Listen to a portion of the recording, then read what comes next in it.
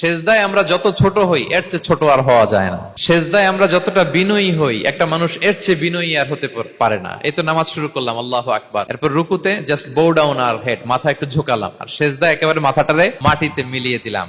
তার মানে আমি চলে গেলাম আসফালে। আসফাল মানে সবচেয়ে নিচে, আর সবচেয়ে নিচে যে আমি ঘোষণা দিলাম সুবহান রাব্বিয়াল, মানে হে রব, আপনার প্রশংসা, আপনার পবিত্রতা, আপনি আলা।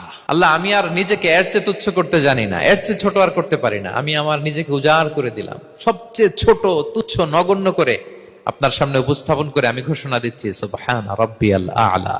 পবিত্রতা সেই রবের যিনি আলা, সর্বোচ্চে। সুবহানাল্লাহ পড়েন।